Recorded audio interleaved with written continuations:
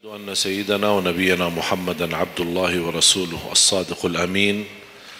اللهم صل على سيدنا محمد وعلى آله وصحبه ومن تبعهم بإحسان إلى يوم الدين. سبحانك لا علم لنا إلا ما علمتنا إنك أنت العليم الحكيم. Alhamdulillah, syukurillah, masih diberikan oleh Allah Subhanahu wa taala kesempatan kita bisa bertemu, silaturahim, sama-sama kita belajar dan mempersiapkan diri untuk menyambut bulan suci Ramadan. Tidak terasa begitu berjalan waktu. Perpisahan dari bulan suci Ramadan, sebentar lagi menyambut bulan suci Ramadan. Kalau 1 tahun sudah berlalu, kira-kira 30 hari Ramadan bagaimana? 1 tahun sudah begitu luar biasa cepat. Dan ini menjadi bagian dari umur kita. Bertambah 1 tahun, berlalu 1 tahun, berarti akan melangkah lebih dekat kepada kematian.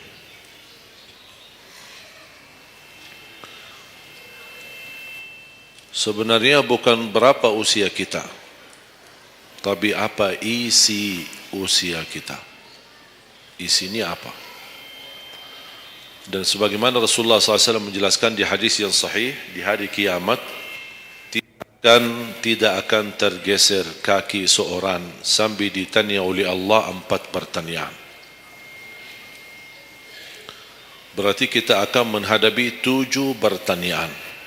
3 di kuburan, menghadap munkar nakir, man rabbuka, ma dinuka, man nabiyuka. Yang tersisa 4 nanti di hari kiamat, sebelum dimulai hisab, sebelum tergeser kaki kita ke surga maupun ke neraka, ditanya oleh Allah Subhanahu wa taala 4 pertanyaan. Yang pertama, lan tazula qadama 'abdin yaumal qiyamah hatta yus'ala an 4. Tidak akan tergeser kaki seorang di hari kiamat sambil ditanya oleh Allah Subhanahu wa taala 4 pertanyaan. Yang pertama, an umurihi fima afnah. Umurnya apa yang kamu lakukan? Allah tidak akan tanya berapa usiamu, tapi apa yang kamu isi dalam usiamu. 60, 70, 100 tahun, kurang, lebih, Allah tidak berdulikan berapa usia kita. Bahkan banyak para sahabat ketika ditanya usiamu berapa, dia menjawab usia saya 10 tahun. Padahal sudah tua, sudah di atas 50, ada yang di atas 40. Tapi kenapa begitu ditanya soal umurnya dia menjawab 10 tahun? Ternyata mereka menghitungkan usia yang sebenarnya adalah usia yang terisi taat. Masa jahiliyah, sebelum datangnya Islam, mereka menganggap itu semua usianya sia-sia.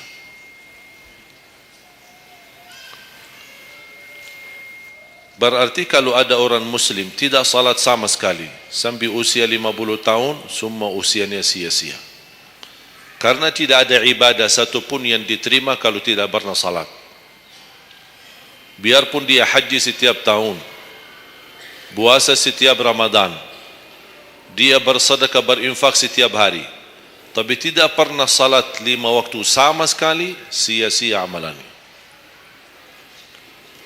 Karena pertama yang akan dihisab oleh Allah salatnya. Kalau salat itu beres, baru akan ditanya yang lain. Kalau salatnya tidak ada, Allah tidak perlu bertanya yang lain. Makanya saya selalu berkata, khususnya para pemuda-pemudi, seberapapun dosamu, jangan tinggalkan salat. Sebesar apapun dosamu, jangan tinggalkan salat. Karena salat itu ibadah yang langsung menyambungkan kita sama Allah. Tali hubungan kita sama Allah. Kalau tali hubungan kita sama Allah terputus, tidak ada tali yang bisa sambung lagi. Dan selama anda menjaga salat, berarti masih ada harapan masuk dalam golongan yang akan diampuni Allah. Ada ampunan, ada harapan ampunan. Tapi kalau tidak salat, terus bagaimana Allah ampuni kalau tidak mau bertaubat? Banyak orang berkata, saya malu. Atau dia merasa ada bisikan di hatinya. Buat apa lo salat? Ngapain? Perilaku kamu aja tidak benar. Sama orang tua aja tidak benar. Dosamu tidak pernah henti-henti. Bercuma salat, tidak usah. Itu ingat bisikan syaitan. Karena syaitan ingin semuanya sekali-kali rusak. Kalau berbakti baik belum sempurna, masih banyak dosa maksiat, banyak kerusakan yang lain, tapi masih terjaga salatnya, ada harapan diampuni dosanya.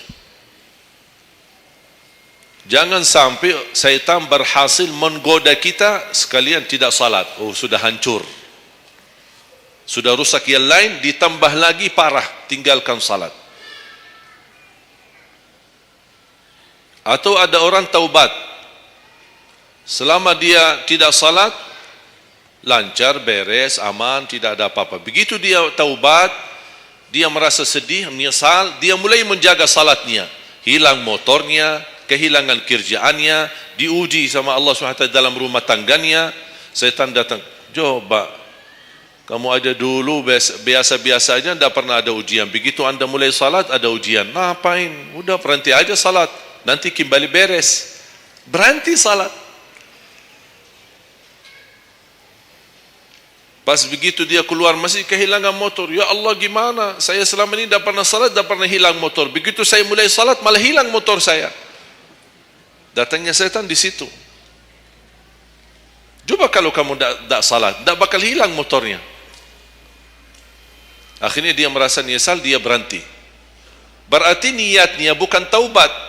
Niatnya salat, ya Allah mohon aku salat tapi Allah jaga motor aku ya. Itu niatnya. Bukan salat karena Allah, tapi salatnya karena terjaga motornya.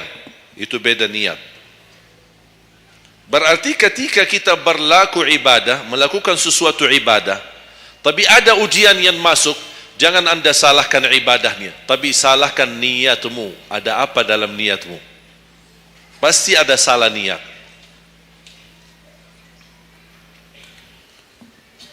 Dan itu inti daripada umur kita. Allah berikan 60 tahun.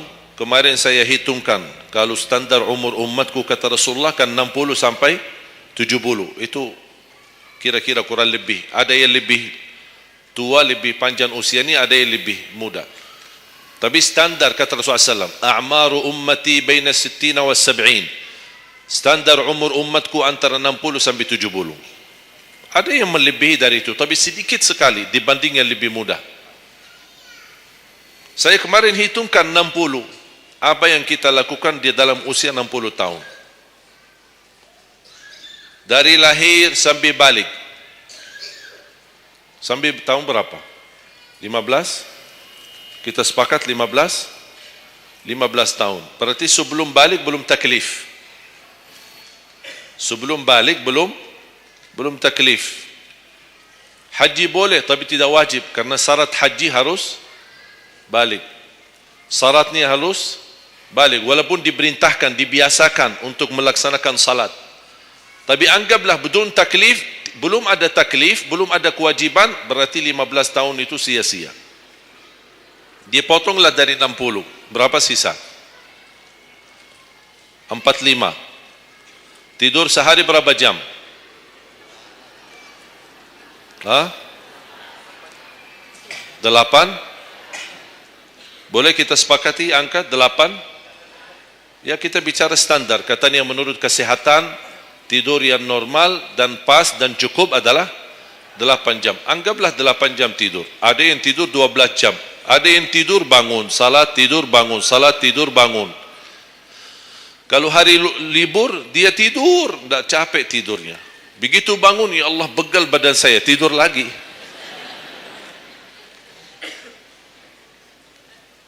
Saya hitungkan 8 jam. 8 jam dalam sehari berapa kalau dibagi? Dalam sehari.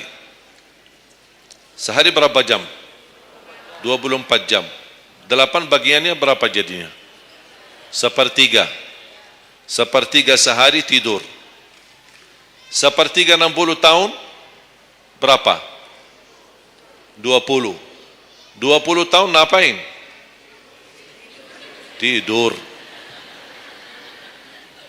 20 tahun cuman kerjaannya tidur. Mulai dari 8 jam. Coba, memang terlihat angkanya tidak terlalu besar. Tapi kalau dihitung dalam usia 60 tahun, 20 tahun tidur. Ditambah 15 belum taklif, jadi 35. Tersisa berapa dari 60? 25. Cari nafkah dan rezeki. Kerjaan, standar kerja, jam kerja berapa jam? 8. Berarti 60 tahun berapa jam? Berapa tahun kita kerja? 20 tahun. 20 tahun cari menjadi kaya. Tapi 20 tahun masih stres. Tak jadi kaya-kaya. Masih bermasalah. Ditambah habis 20 tahun pensiun, tambah hutang. Belum lagi hutang sana sini. Sekarang semua serba hutang. Dan yang aku heran, kenapa orang Indonesia suka berhutang? Ada masalah sedikit hutang. Sekarang HP cicilan bagus-bagus. Begitu saya kemarin diajak sama teman foto, saya lihat HP ini, Masya Allah HP yang terbaru ini. Maaf Pak, cicilan. Jadi jangan ditipu, jangan tertipu ketika anda melihat handphone baru sama orang, langsung anda baik sangka barangkali cicilan. Tak ada yang sanggup cash. Cash itu 12 juta sampai ada 15 juta. Bawa mobil yang mewah, cicilan. Begitu pindah rumah, cicilan. Jalan-jalan besok juga nikah, cicilan. Semua serba cicilan. Dan terpengaruhi dengan promo. Promo sana, sana ini, ada ini, non persen, non ini, apa, sini beli satu, dapat satu. Dan semua serba hutang. Tanpa kita sadar, tidak sadar, memang mudah kita awal-awalnya berhutang, tapi begitu sudah jatuh tagihannya, pusing. Memang hutang ini bikin aku stres. Ada orang minta sama saya amalan. Ada enggak amalannya supaya saya bisa mengatasi masalah hutang ini? Saya bilang mudah amalannya, jangan berhutang lagi. Mudah. Sudah selesai. Hutang itu di dalam Islam dibolehkan kalau sudah benar-benar keadaannya darurat. Sudah tidak ada solusi, tidak ada jalan, tidak ada yang bisa bantu, tidak ada yang bisa menolong. Akhirnya terpaksa, dan hati-hati dari riba. Jangan terpaksa nanti beralasan, ya Allah saya terpaksa menggunakan pinjaman bank tapi riba. Pinjam 100 juta, kembalikan 120 juta. Dosa besar. Masih lebih ringan dosa zina sama ibu daripada terima uang riba. Nauzubillah min zalik.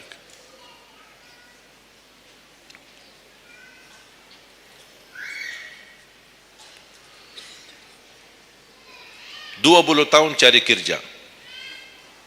Tadi berapa yang tersisa? 25 kan?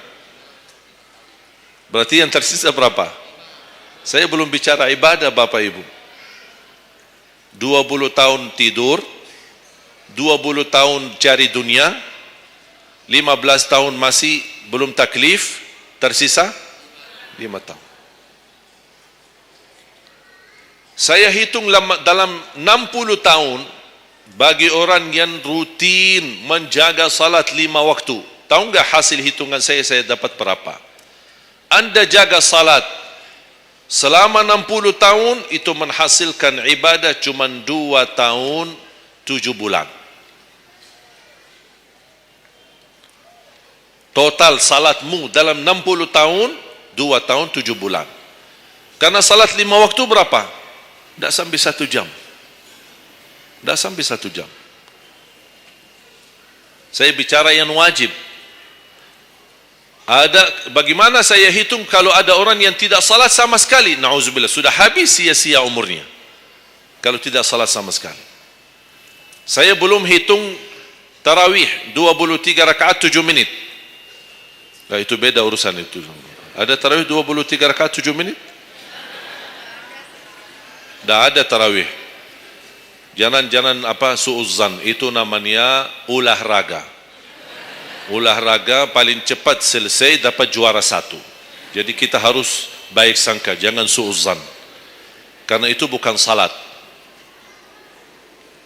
Yang aku heran itu setiap tahun itu tradisi ini terulang setiap Ramadan, menjadi sebuah kebiasaan yang seharusnya menjalani kebiasaan agama atau kebiasaan beribadi.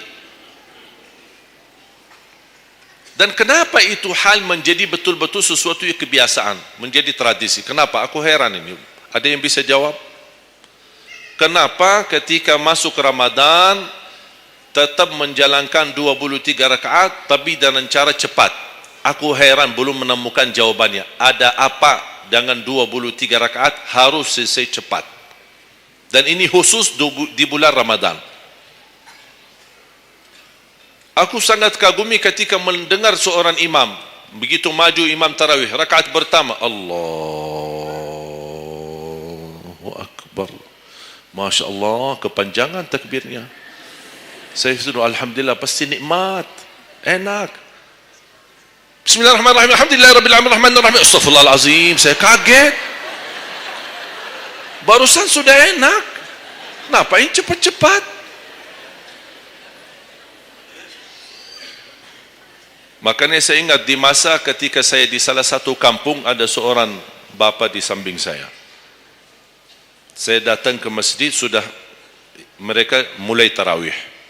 Yang aku kasihan bapa di sebelah saya, barangkali usia 80, 90. Gerakannya tidak sama seperti kita. Kan kita masih muda, masih bisa mengejar imam.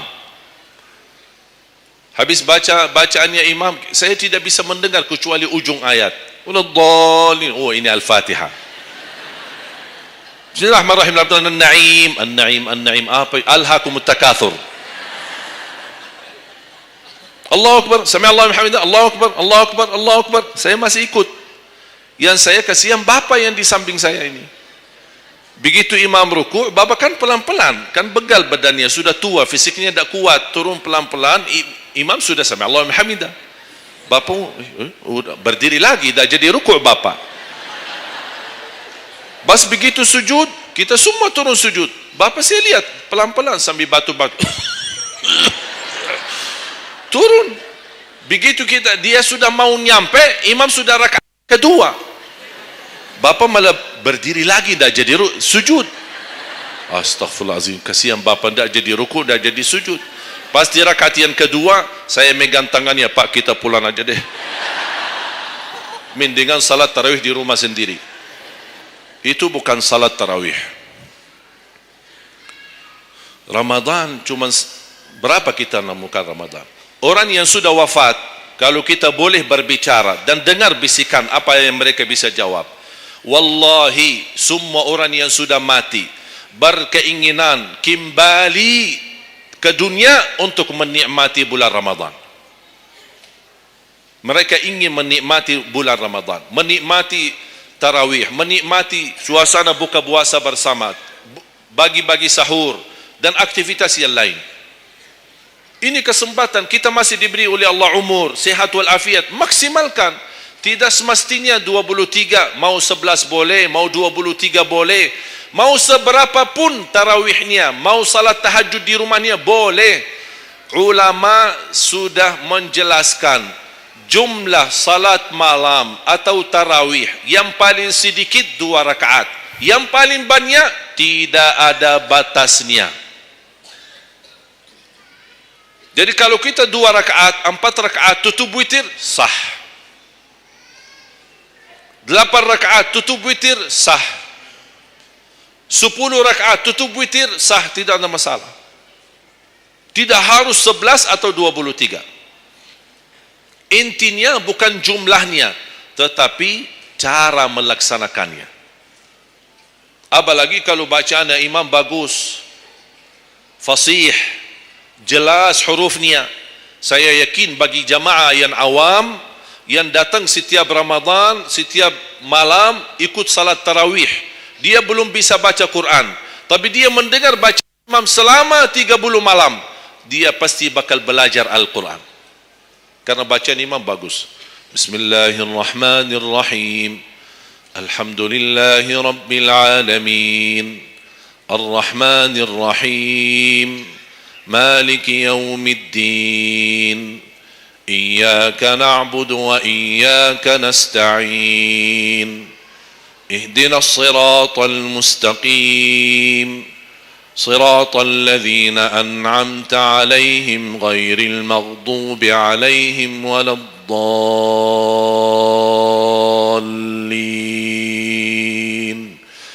Amin.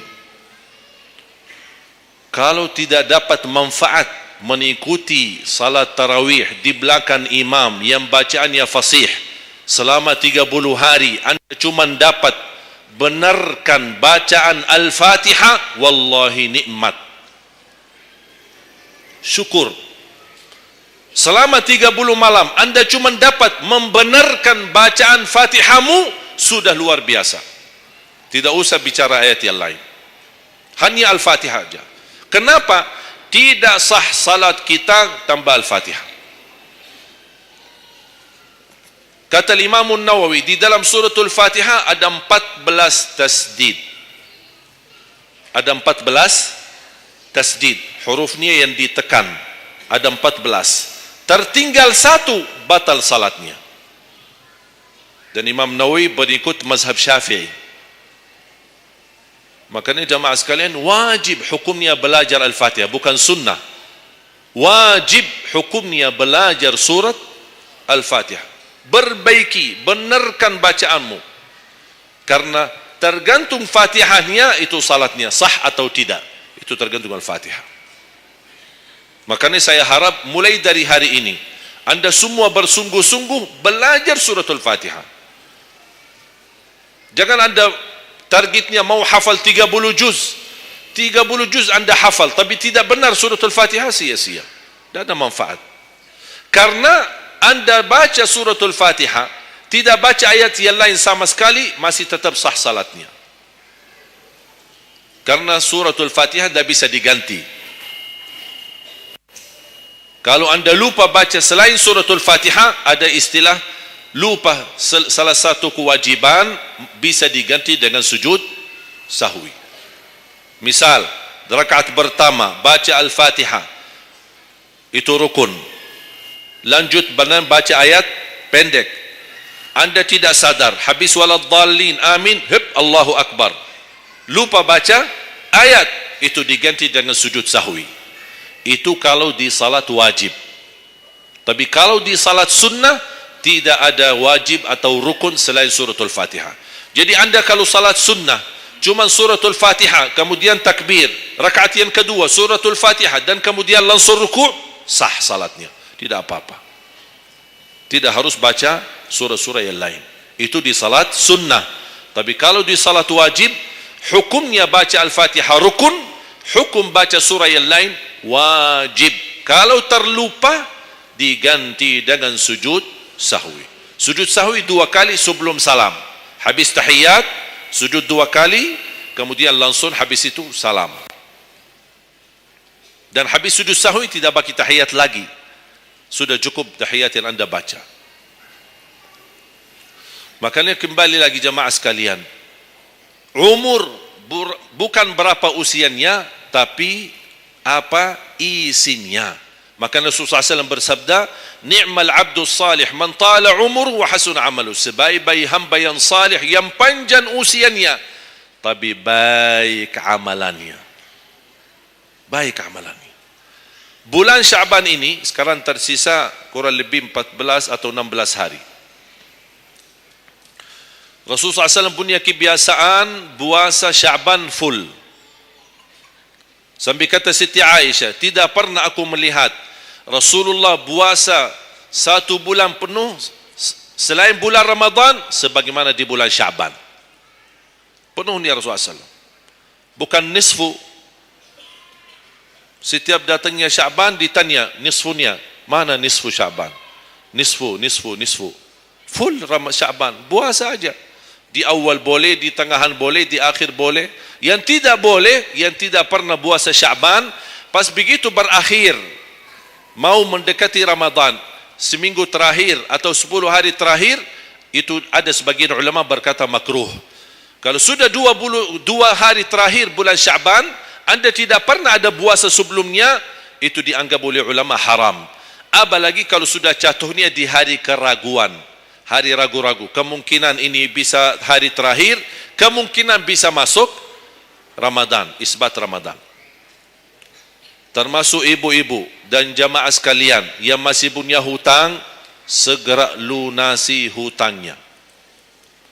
Jangan begitu sudah mendekat puasa, Anda punya hutang 7 hari, tersisa bulan Ramadan 5 hari. Syekh, apa? Aku punya hutang 7 hari, sedangkan yang tersisa bulan Ramadan itu tinggal 5 hari lagi mau masuk Ramadan. Aduh, 1 tahun tidak pernah tanya. Begitu sudah mepet baru cari jawabannya. Itu karena hukuman nanti. Tetap diganti puasa yang dari tahun yang lalu. Tetap bayar hutangnya dan kena denda setiap hari kena fidyah.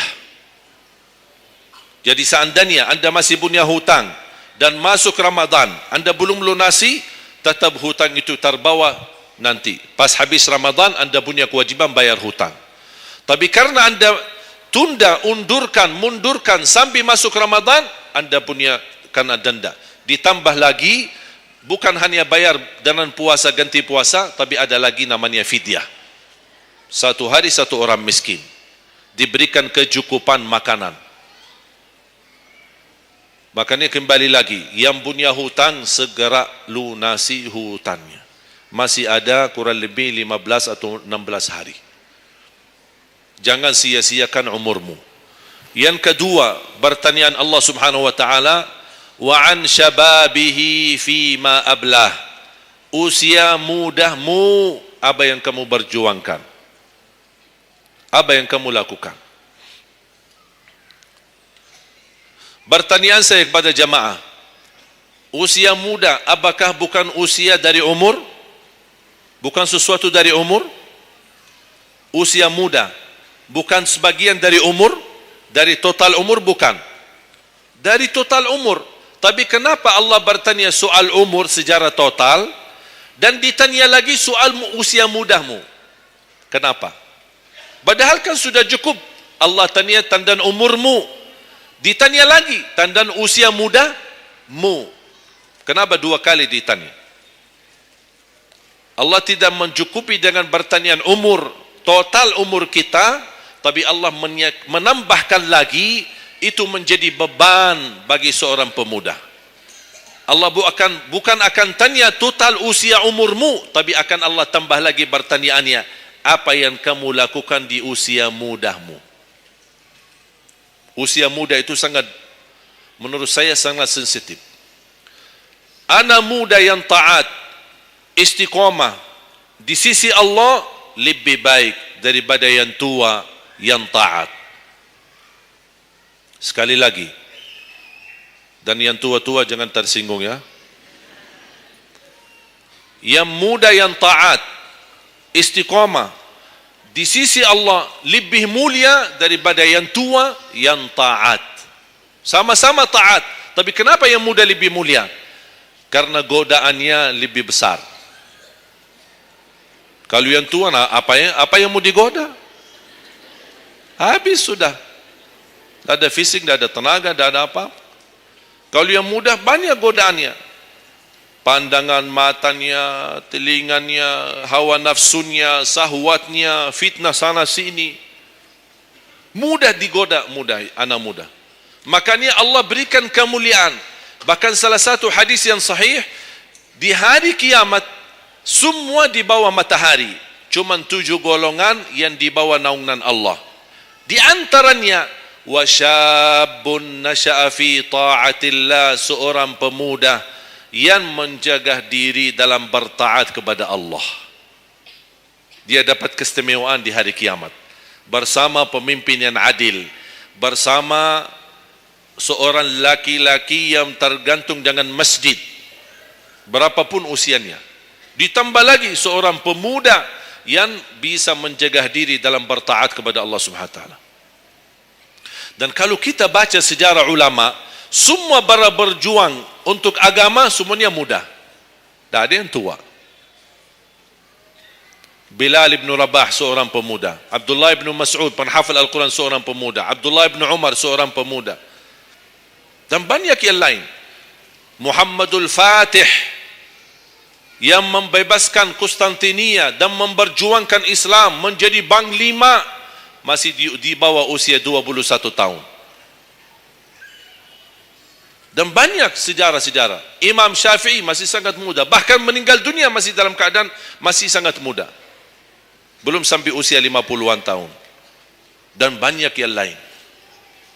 Makanya pengaruh bahkan taruhan besar bagi umat Islam itu tergantung pemuda.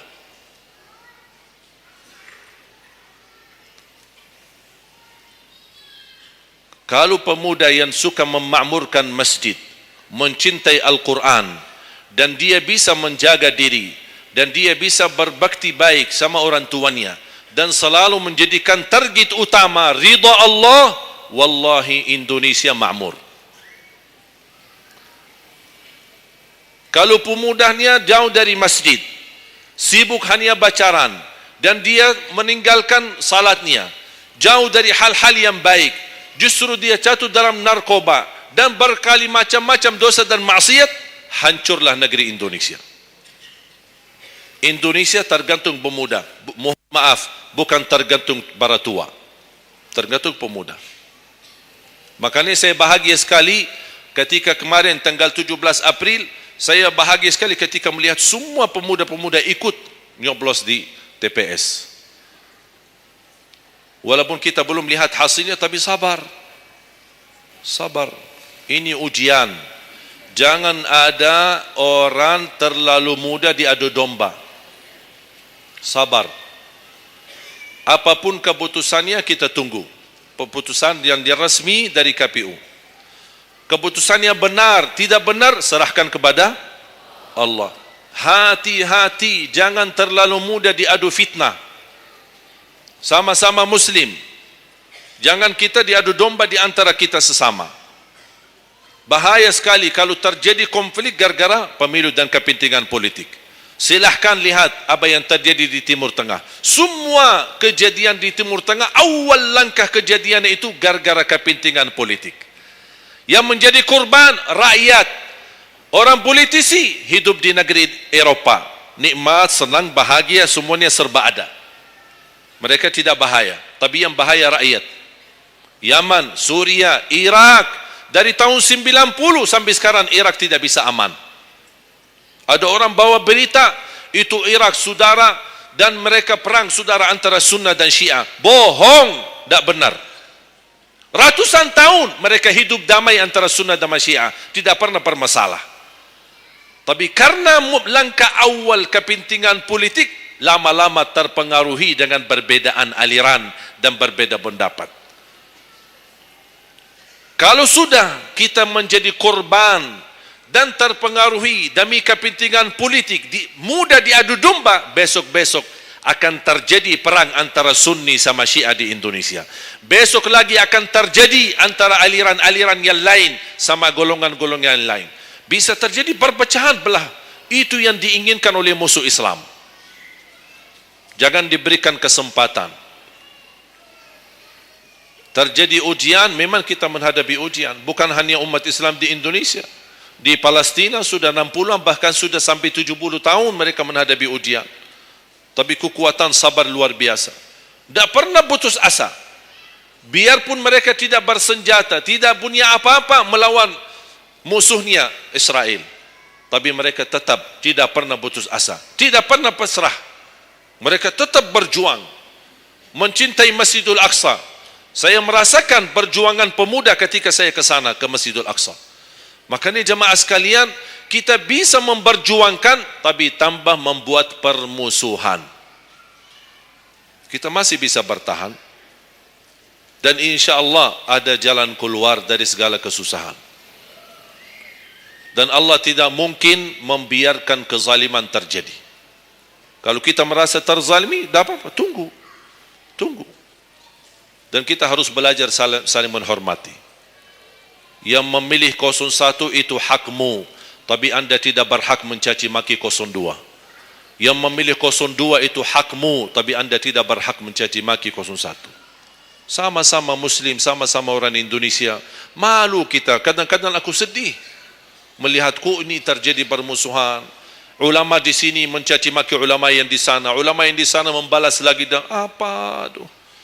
Ya Allah, malu kalau di antara ulama saja terjadi persoalan permasalahan. Gimana orang awam? Makanya selalu saya dalam doaku, ya Allah satukan dan rapatkan hati para ulama kami. Satukan saf ulama kami. Ada perbedaan itu wajar, tapi yang tidak wajar ada permusuhan. Apa yang saya sampaikan sekarang, saya yakin tidak mungkin 100% anda semua terima. Ya harus belajar. Tidak boleh saya maksa anda semua ikut pendapatku. Aku hanya menyampaikan, anda bisa dengar, anda bisa ikuti, anda bisa tolak. Itu hakmu menerima atau menolak. Tak ada orang berhak untuk memaksakan kita. Oleh karena itu sekali lagi, mohon jaga dan rapatkan saf kita. Sekarang banyak muncul di media. Ini semua tujuannya berkeinginan menado domba di antara kita. Sekarang akhirnya yang gagal, yang rusak siapa? Negeri kita. Yang kurban, rakyat kita. Orang politisi tidak apa-apa. Mereka kan berduit. Duitnya banyak, fasilitasnya banyak, bisa dia hidup keluar negeri dimanapun, dia baca keluarganya, sudah, biar rakyat jadi korban.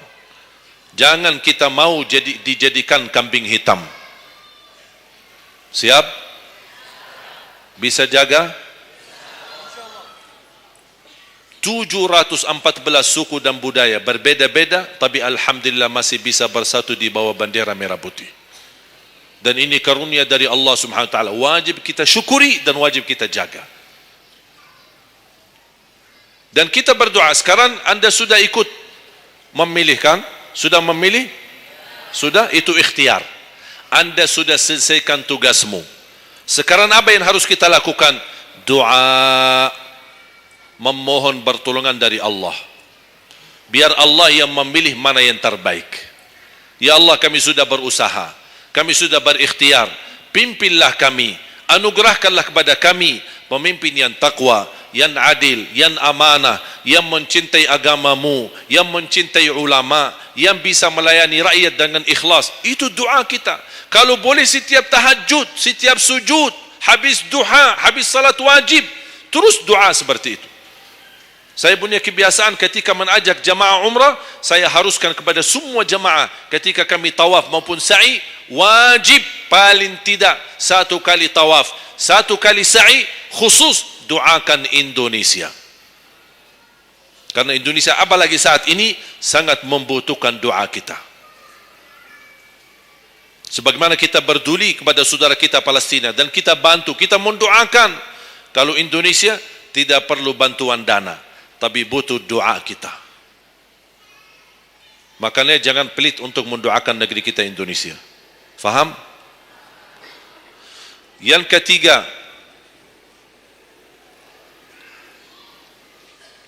wa an ilmihi wa an malihi min aina iktasabah wa fima anfaqah.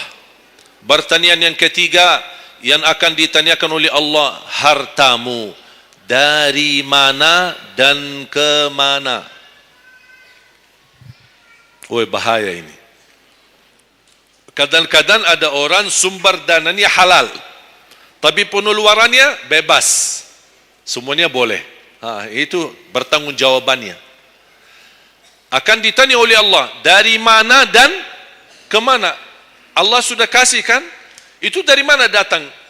Anda harus memberi jawaban yang benar. Dan kemana Anda infakkan? Dan ingat, halaluha hisab wa haramuha azab. Harta yang halal bakal dihisab.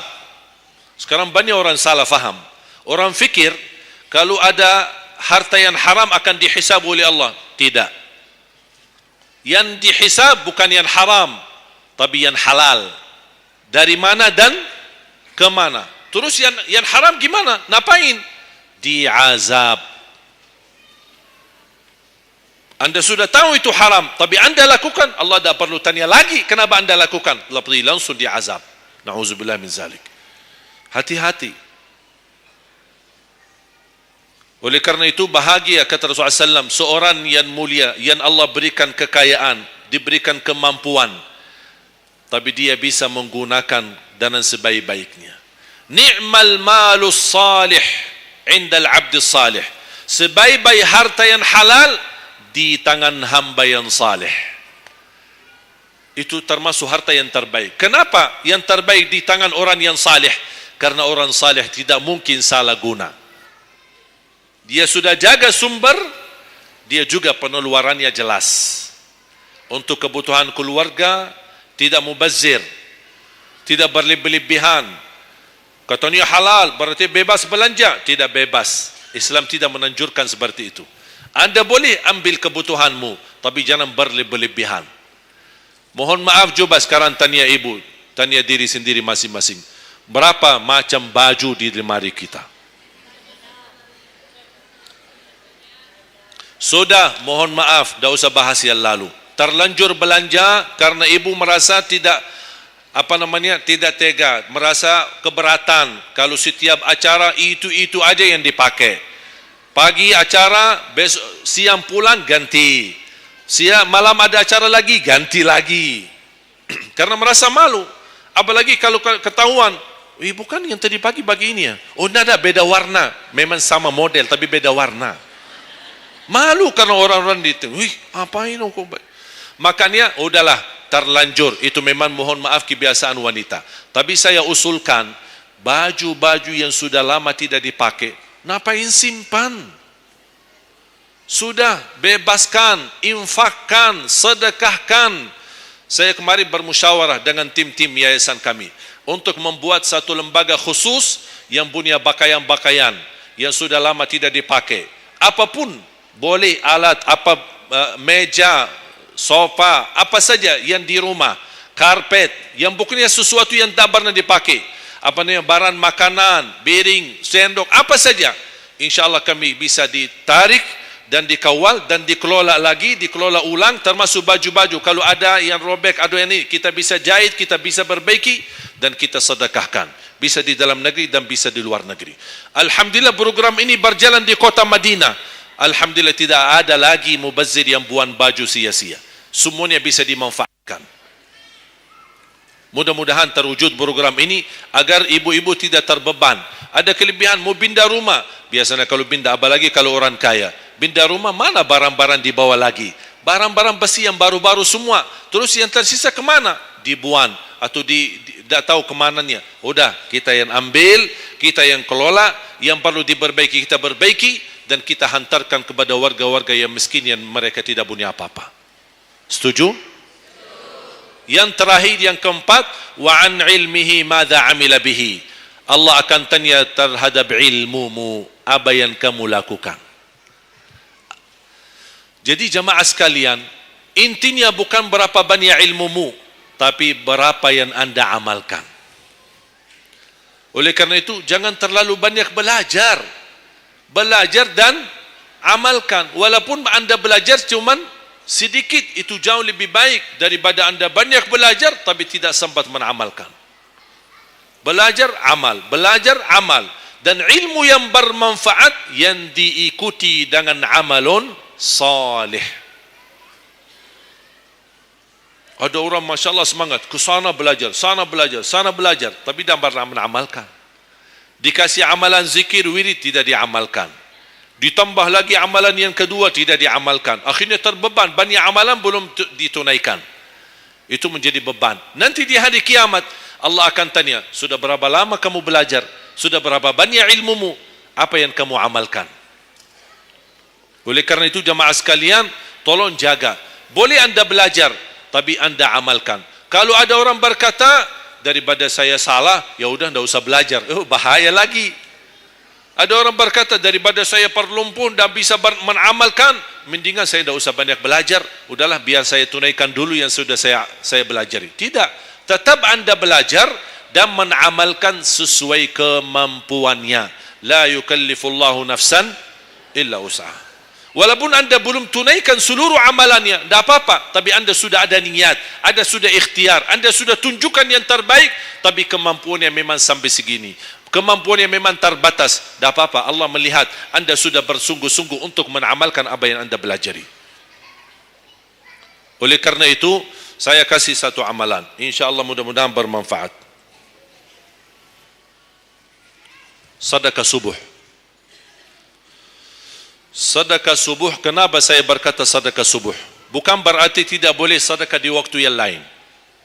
Semua sedekah boleh di setiap waktu dan setiap saat, hari Jumat maupun selain hari Jumat. Tapi sedekah subuh itu termasuk sedekah yang terbaik. Kenapa? Bukan kata saya, tapi kata Rasulullah sallallahu alaihi wasallam. Setiap waktu subuh Allah turunkan malaikat, tugasnya mendoakan orang yang bersedekah subuh hari.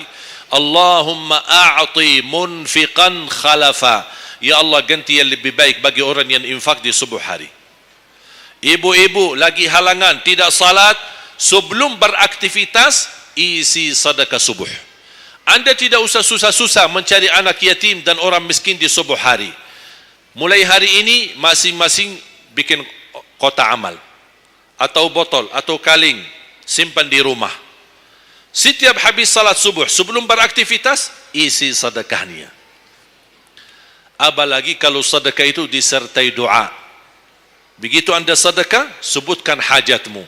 Ya Allah, dengan berkah sedekah ini, ya Allah, saya ingin nikah. Mudahkan jodoh. Nikah lagi juga boleh doa, tidak apa-apa. Ada yang sedang melamar kerjaan, anda isi, wallahi dahsyat, amalan ini wallahi dahsyat, manfaatnya banyak untuk menyembuh penyakit, menabulkan hajat, memudahkan urusan. Dan tidak pernah saya sampaikan amalan ini, semua alhamdulillah berhasil mendapatkan hajatnya. Begitu anda isi, doa, ya Allah, dengan berkah sedekah ini mudahkan lamaran kerjaan saya. Ya Allah, dengan berkah sedekah ini mohon titipkan pahalanya untuk kedua orang tua saya. Kalau ada yang merasa dirinya suka marah, suka emosi, ya Allah, dengan berkah sedekah ini tenangkan hati dan jiwa saya agar tidak emosi lagi. Ya Allah, dengan berkah sedekah ini karuniai kepada aku anak penghafal Al-Quran. Bu, jemaah sekalian, saya berkeluarga 12 bersaudara, timnas. Dan kami memang sudah disusun satu lusin. 12 ini mempersiapkan kalau timnas kita belum mampu membawa juara, insyaAllah kami sekeluarga siap mengganti timnas. Alhamdulillah, dari saudara saya 12 ini 10 penghafal Al-Quran. Tapi orang tua saya awam. Percaya enggak? Orang tua saya bukan ulama, bukan kiai, bukan ustaz. Ayah saya belajar kelas 3 SD. Ibu saya tidak pernah masuk sekolah sama sekali. Sampai usia 40 tahun masih buta huruf, tidak bisa baca Quran. Tapi Allah berikan karunia keturunan penghafal Al-Quran. Berkat apa? Salat mereka dan sedekah mereka, termasuk doa. Itu perjuangan mereka. Alhamdulillah, sekarang ayah saya, ibu saya penghafal Al-Quran, yang jadi gurunya anaknya sendiri. Sekarang di Indonesia saya bawa 5 adik saya dan ditugaskan menjadi imam tarawih. Saya bawa mereka pindah dari Arab kemari. Ada 5. Yang perempuan sudah dinikahkan sama orang Indonesia, orang Jakarta. Dan saya dorong adik saya yang perempuan untuk menghafalkan suaminya biar jadi penghafal Quran. Yang 4 laki-laki, ada yang 2 bawa istrinya masing-masing dari Arab, yang 2 lagi saya nikahkan di Indonesia sama orang Indonesia. Ada 1 sama orang Sunda, 1 sama orang Lombok. Jangan khawatir Bu, masih ada lagi. Bahkan saya dorong adik-adik saya semua wajib nikah 4. Masing-masing 4 istri. Kenapa? Supaya banyak keturunan. Kalau bisa setiap 1 istri 12, 1 lusin. Masya Allah, luar biasa. Mengapa? Karena kita punya perjuangan yang masih panjang. Cita-cita saya mencetak 1 juta penghafal Al-Quran di Indonesia. Ketika saya datangkan adik saya tugaskan sama mereka dan tegas, kalau kalian datang hanya mau berhiburan, pulang. Kalian di sini untuk bersama-sama memperjuangkan untuk mencetak 1 juta penghafal Al-Quran. Dan alhamdulillah program ini sudah jalan. Dan kita terus memperjuangkan. Dan saya harap semua jamaah insya-Allah berkenan terlibat dalam program ini. Cita-cita saya, semua masjid se-Indonesia insya-Allah diimami imam penghafal Al-Quran 30 juz. Bahkan lebih hebat lagi cita-cita saya. Insya-Allah saya yakin akan terjadi. InsyaAllah di demikian hari, di waktu yang Allah insyaAllah tentukan, insyaAllah presiden kita penghafal Al-Quran. Coba, ya Allah, rasanya enak. Langsung diumumkan di Masjid Istiqlal, khatib dan imam salat Idul Fitri, penghafal Al-Quran 30 juz, Presiden Republik Indonesia. Oh, mantap. Imam salat Idul Adha, presiden kita. Salat Jumat, khatib dan imam, presiden kita. Tidak perlu ganti imam. Sudah tidak perlu ganti imam, subhanallah. Luar biasa. Coba, saya kagumi ketika membaca dan melihat YouTube-nya Presiden Erdogan, Turki. Walaupun beliau bukan penghafal Al-Quran, tapi murattal bacaannya beliau, Masya Allah. Mana ada sekarang presiden di dunia Islam sebagaimana bacaannya yang benar. Ini sudah saatnya, tapi bukan sekarang ya, nanti maksud saya sabar dulu. Nanti jadi kacau nanti semua. Nah, sabar dulu. Insyaallah ada waktunya. Insyaallah. Mulai dari sekarang kita ayo bersama-sama mempersiapkan untuk kalau Anda gagal menjadi penghafal Al-Quran, jangan gagal anakmu, cucumu, generasi yang ini semua. Kita melihat, saya bangga. Kenapa saya semangat untuk mencetak 1 juta penghafal Al-Quran? Itu berkatnya acara Hafiz Indonesia. Nonton kan acara Hafiz Indonesia? Nangis ya? Alhamdulillah. Habis tisu kan? Tahu enggak salah satu karunia Allah untuk Indonesia? Ada teman saya berusaha punya TV di Arab. Beliau ingin membuka dan membuat acara Hafiz Indonesia versi Arab. Tapi gagal. Kenapa? Karena tidak menemukan jumlah yang banyak penghafal Al-Quran di bawah usia 10 tahun. Hanya Indonesia saja. Malaysia kalah, Indonesia saja. Di bawah 10 tahun. Dan sayang sekali memang Anda yang nonton acara Hafiz Indonesia, Anda nonton acara yang sudah jadi. Tapi Anda belum tahu apa yang kami berjuangkan di belakang layar. Sebelum acara Hafiz Indonesia, 4 bulan bekerja keras. Sambil tim turun ke lapangan, ke desa-desa, kampung-kampung, ke pulau-pulau untuk menumbulkan dan mendatangkan, menghadirkan para penghafal Al-Quran. Ketika dibawa di Jakarta, 2 bulan berturut-turut kami didik mereka. Yang awalnya pemalu, awalnya ada yang mohon maaf, kencing di celananya sendiri. Saking tidak berani, takut. Alhamdulillah sekarang menjadi mereka pemberani. Bahkan mereka berlumba-lumba azan subuh. Mereka berlumba-lumba membangunkan sesama saudaranya. Sama-sama tertib, makan. Kita menghadirkan dokter kesehatan. Kita menghadirkan dokter psikologi jiwa untuk menjaga perasaan mereka selama 2 bulan. Didampingi kadang-kadang ibu mereka, didampingi kadang-kadang ayah-ayah mereka. Dan semua rata-rata sepakat orang tua mereka tidak pernah kami merasakan bangga memiliki anak sebagaimana kami melihat perjuangan di Hafiz Indonesia. Dan alhamdulillah begitu selesai acara Hafiz Indonesia, kami tidak tinggalkan mereka. Kami terus kawal, kami terus pimpin. Dan alhamdulillah mereka di kampung masing-masing sudah membangun rumah tahfiz. Ada yang membangun pesantren untuk mencetak dan melahirkan jumlah yang banyak penghafal Al-Quran. Dan ini perjuangan luar biasa. Tidak mudah. Berapa biaya yang dikeluarkan. Dan mohon maaf, belum ada sponsor yang bisa mensponsori kita dan membayar full untuk kita. Kita terus bekerja keras dan alhamdulillah masih Allah hantarkan kepada kita orang yang dermawan, orang yang baik, yang berduli dengan dan mencintai Al-Quran. Allah anugerahkan. Wallahi menurut saya, saat ini, zaman ini, sedekah yang terbaik dan yang termulia, semua apapun yang terkait dengan Al-Quran, itulah yang termulia. Makanya boleh anda ketika anda bersedekah, jangan lupa disertai doa. Di antaranya anugerahkan ya Allah Indonesia menjadi negara Al-Quran. Tapi tolong fokus. Kalau anda isi sedekahnya, tolong disesuaikan.